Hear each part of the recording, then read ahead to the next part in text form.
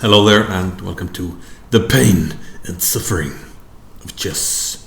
Yes, sometimes chess can be heartbreaking. There can be, painstaking losses and moments. And it's hard to imagine many scenarios where the nerves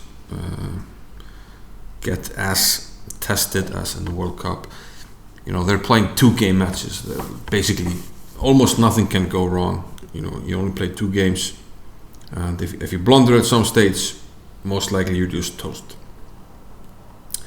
And there's a lot at stake. There's qualification, to tournaments, even to the candidates for the top 2, and there's a lot of money at line, on the line. Whenever you win a match and you qualify to the next round, you get that much more money, and especially for these guys that are not in the elite, this can, mean a lot to them. So, the nerves and the nerves, they get stretched. So we're going to look at this game between Haik, Martirosyan, and Amin Tabatabaei from Iran. Martirosyan, of course, from Armenia. And he won the first game with the black pieces. So, everything is at stake here for Tabatabaei. He has to win with the black pieces. He has to produce a win on demand here. And what do we have? We have d4, knight f6, c4, e6, and knight f3. And from here, the game can go in many different ways. Black can go with the queen's gambit here. Queen's gambit decline. He can go for the queen's Indian. He can try to play a Benoni. Or he can do as Tabatabaei did. He played bishop to b4 check. So this is the Boko Indian. And here the main move is queen to e7. But the Iranian player went with a5 here.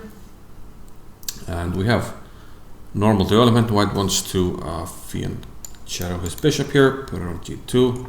And we have basically normal moves here, d5, queen c7, queen c2, bishop e7. Pretty standard. Castles, c6. And we basically have transposed here to a closed Catalan. And this loss of tempo here with bishop b4 back to e7 is offset by white going bishop here and then bishop here. So basically a transposition. And I'll try to not use the word basically anymore in this video. Knight b to d7, rook d1, and then knight to h5. So the bishop goes back, and black goes for a little bit more space with f5, setting up this this stone wall formation, as we call it, with the pawns like this. We get a lot of space, we claim a lot of space, but we also leave a huge weakness on e5. So pros and cons. And white goes for b3 here. The knight figures, okay, I made way for the f pawn, so I will go back to f6, back to base. And this has been played before, a few games. And Martirosyan actually comes up with a novelty here. He plays knight g5, targeting this pawn on e6. And it's actually not so easy to defend the pawn. You can only defend it with moving the knight, but where to move it? Tabatabaei went with knight to b8. And now we have this standard trade, bishop a3. White wants to trade this dark square bishop because it will leave a lot of dark square weaknesses, and white kind of has a wet dream of getting a knight here on e5, and in some cases we can use the other knight to support it. Either we could go from here to here to here, or in some cases we could go from c2 to e3 to d3, something like this.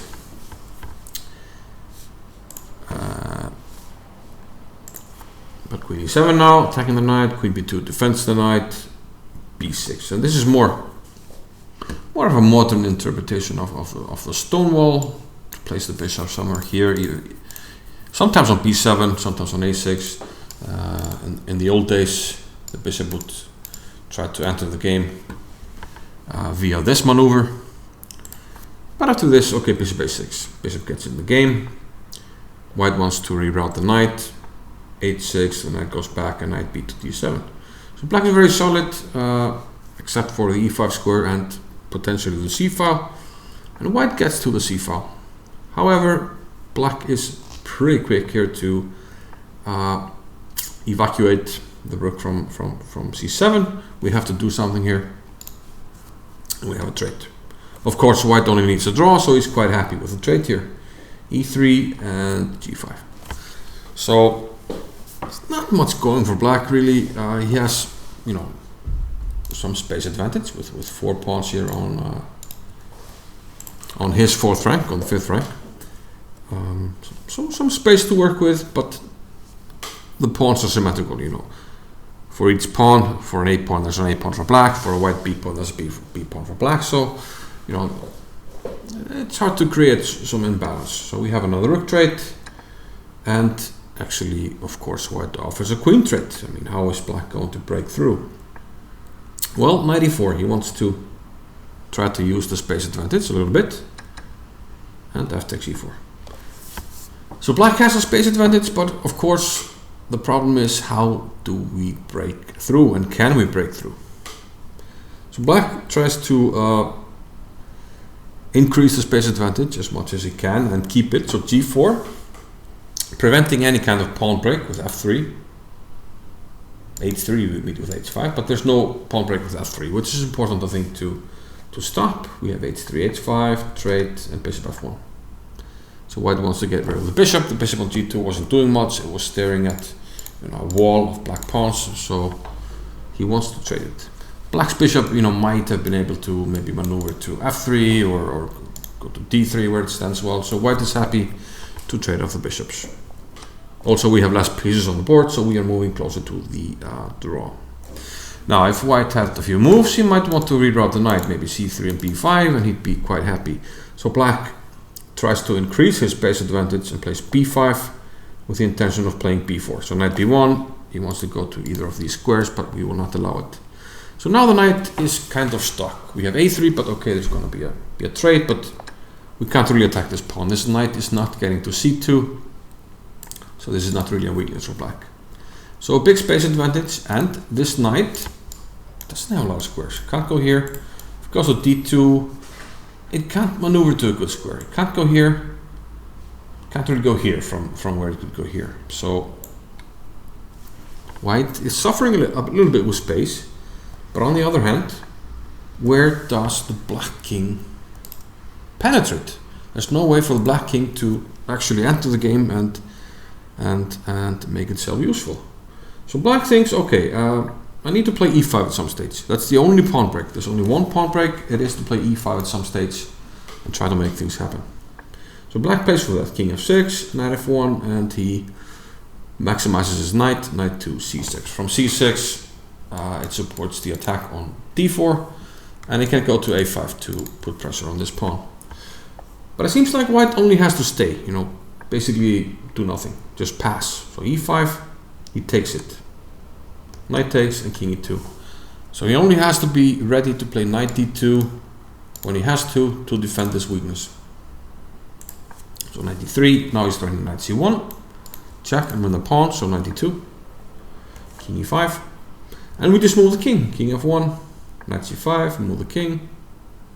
Knight e6, trying to maneuver the knight, but there's nothing going on. We can move the knight or the king, shouldn't matter. Knight d2, knight e6. Okay, so, you know, small circles here by black, trying to find any way possible, because he can't agree to a draw, he has to win. Knight b7, knight a5, but once again, knight d2, we simply defend the pawn, and now black thinks, okay, I will use my remaining pawn break, d4, and try to break through. And this is a good idea if white takes, because then the king becomes active, and it might actually, at some stage, enter here on c3. So this would probably be a mistake. I think we would reroute the knight to c5, protect the pawn, keep attacking, and then try to penetrate here with the king and win the b pawn. But the problem for black is that white can ignore the pawn, king e1. And it turns out there's still no entry for the king as long as we cover the d4 square. So, you know, have a look at this if you haven't processed it. Okay, these pawns prevent us from penetrating the 4th rank, and the rest of the squares are covered by white pawns. So all the squares on the 4th rank are covered by white pawns. So the black king will never penetrate this wall. And there's nothing we can do to improve it. So the king e1 we could take, but the same situation remains. The king is not entering anywhere because this pawn is still covering d4. Same thing, if we push the pawn, dangerous pass pawn, but again there's no entry. Same thing. So the pawn break to d4 is actually almost useless. So white simply waits, king e1, king d5, knight c5, once again attacking the pawn, defending the pawn. Some waiting moves.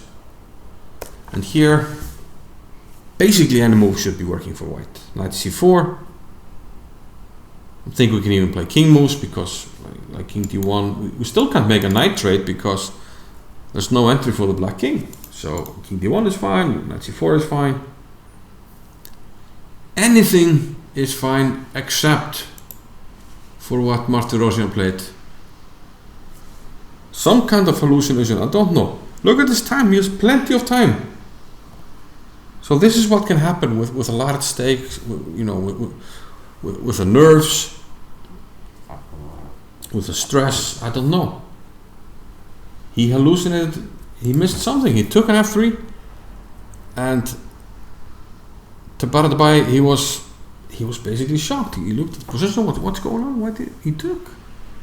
Am I winning now? What's going on? Yes, you are winning. And it's simply just, I don't know, massive hallucination. And from an easily drawn position, black is now winning. He takes on f3 with jack, pushes the pawn, and now the difference is because the g pawn left the board, now there's entry for the king. I could have gone to e5 also, but I like staying on the light squares. The king is going to enter, and because this pawn, you have to be in the square of this pawn, this limits the options of the white king. And he's going to get zugzwang. We're going to enter on the g file, and there's going to be zugzwang. So absolutely heartbreaking, and at this stage Martirosyan was just, you know, absolutely distraught, just, you know, holding his hat in his hand. What's going on? What have I done? And now all there's left is for black to enter with the king. That's what he did. And as you can see, king g2. And here's the point. I don't know if he missed it. Maybe this was something he missed. I don't know. But okay, it looks like okay. Once the king penetrates, I can push the pawn. But this gives us enough time to play a d2 and check, and then take on f2. And even though we're pushing, we're far ahead here, and we're winning. And yeah, we actually white resigned here, but here's the problem: f2, and actually white is going to queen. But the problem is we interposed with check. You have to take it. And I'm gonna reach this square f3. Nothing you can do about it. I play here. You can't keep the opposition on e3, so you have to, well, basically play any move that allows me to play king f3, and then I win the pawn and have an easily winning pawn ending. Absolute heartbreak for Martirosyan, and he has to, you know, gather himself and be ready for the tie break tomorrow. We covered another game by Martirosyan earlier in the tournament. Looks like he, lost his concentration a little bit when he played the international master from Zambia, who beat him in a fun game, which you can check out from earlier in the tournament. But then he recovered, beat the IM, and has been having a good tournament. But he needs to regain his composure for tomorrow.